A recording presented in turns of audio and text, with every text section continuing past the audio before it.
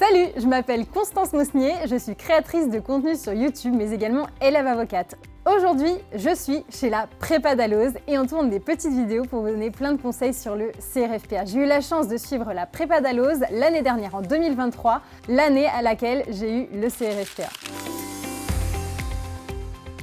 Mon parcours universitaire, il est un petit peu compliqué. J'ai commencé ma première année de droit à Dijon, puis j'ai poursuivi en deuxième année de droit à Laval, puis ma troisième année de droit à Lyon. J'ai ensuite poursuivi en master en droit du travail à l'université Jean Moulin Lyon 3.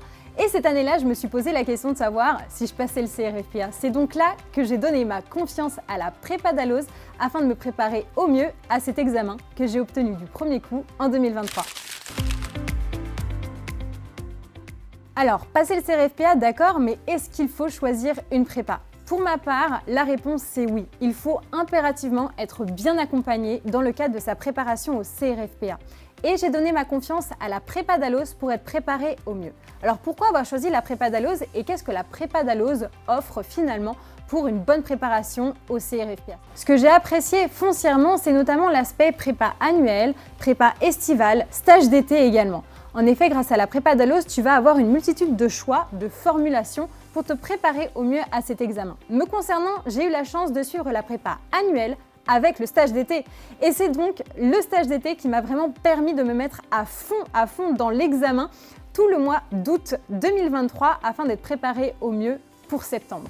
Grâce à la Prépa Dalloz, tu bénéficies d'un large panel de supports pédagogiques afin d'être préparé au mieux à l'examen. Tu as également accès à des webclasses, mais également à de nombreuses ressources directement sur My Prépa Dalloz. Je te conseille donc d'aller y faire un tour. Ce qui m'a également énormément aidé lors de ma préparation à l'examen du CRFPA, c'est la formule coaching que j'ai eu la chance d'avoir. J'avais donc des petits rendez-vous environ toutes les 2 semaines avec Laetitia, la directrice de la Prépa Dalloz, qui m'a permis de garder confiance en moi, de garder toujours la tête haute et de rester combative tout au long de cette préparation. Un des facteurs qui peut être un petit peu stressant lors de sa préparation au CRFPA, c'est le côté être lâché un petit peu dans la jungle. Grâce à la Prépa Dalloz, je n'ai pas du tout ressenti ce sentiment. En effet, le fait que la prépa soit à taille humaine et l'équipe pédagogique derrière la prépa m'a vraiment permis de me sentir accompagnée et jamais seule. Le petit challenge que j'ai dû également relever, c'est que moi de base je suis lyonnaise et j'ai révisé le CRFPA au Canada. Mais grâce à la Prépa Dalloz, j'ai pu continuer à réviser l'examen, j'ai pu continuer à m'entraîner, mais également avoir des contacts humains avec la Prépa Dalloz, suivre mes cours, bref, j'ai pu faire toute ma préparation du CRFPA à des milliers de kilomètres de la France.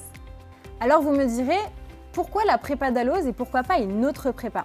Me concernant, ce qui différencie vraiment la Prépa Dalloz, c'est le côté la taille humaine. Moi, je recherchais vraiment une prépa dans laquelle je ne vais pas être noyée au milieu d'une masse d'étudiants. Je voulais avoir un rapport privilégié avec l'équipe pédagogique, je voulais qu'on puisse répondre à mes questions et je voulais également me sentir un petit peu rassurée dans cette période qui n'est pas facile de la préparation au CRFPA. La Prépa Dalloz apporte vraiment ce côté humain, ce contact humain qui est essentiel pour moi dans la préparation de cet examen. La deuxième chose aussi qui me permet de dire que la Prépa Dalloz, c'est une prépa qui est très bien dans sa préparation au CRFPA et qui peut notamment se différencier des autres prépas, c'est la plateforme My Prépa Dalloz que je trouve particulièrement bien faite. En effet, tu auras accès à des quiz, à tes supports pédagogiques, mais également à la banque de sujets que tu vas pouvoir préparer tout au long de ta préparation au CRFPA.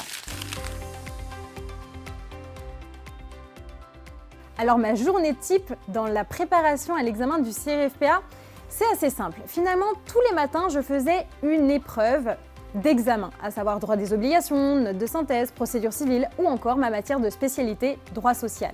Ensuite, l'après-midi, j'étais un petit peu plus consacrée sur mes sociétés, mes petites organisations, à savoir faire mes vidéos, faire du contenu et gérer plein de petites choses qui sont moins drôles. Et ensuite, j'avais également une plage horaire consacrée à toutes les corrections de mes sujets, mais également le suivi de mes cours en e-learning. Quelle est la plus grande difficulté que j'ai rencontrée dans ma préparation au CRFPA ? Eh bien, c'est la perte de ma confiance en moi. En effet, il y a des moments dans sa préparation au CRFPA où on perd un petit peu pied, où on perd confiance en soi.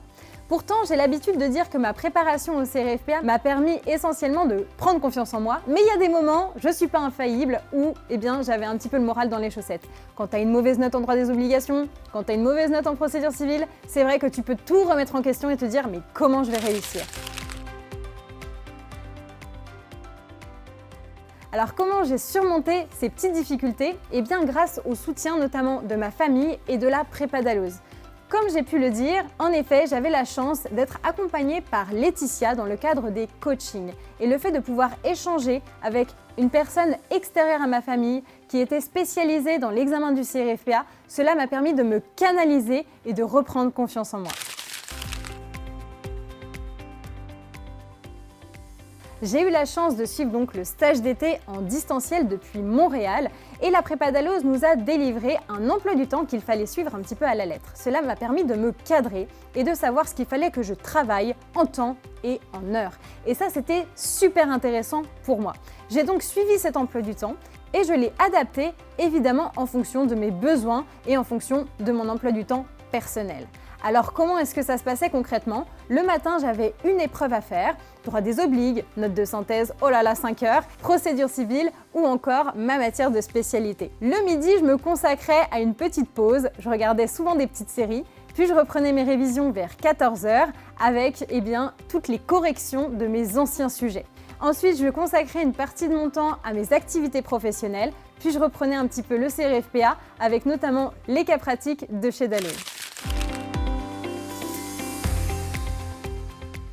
Un conseil pour réussir l'examen du CRFPA, réviser avec son code. C'est tellement essentiel de réviser avec son code, cela te permettra vraiment d'avoir plus de confiance en toi le jour de l'examen. Sache que ton code devient ton meilleur allié, ton meilleur ami, et c'est celui qui t'accompagnera jusqu'à l'examen. Alors lis-le, révise avec, prends-en connaissance et deviens meilleur ami avec lui.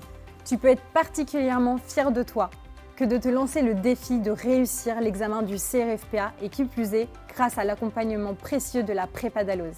À partir du moment où tu te lanceras dans cet examen, vas-y à fond, aie confiance en toi, fais de la prépa ton meilleur allié et les portes de l'école des avocats s'ouvriront. Je suis persuadée que tu vas y arriver, ne lâche jamais rien et je te dis à bientôt.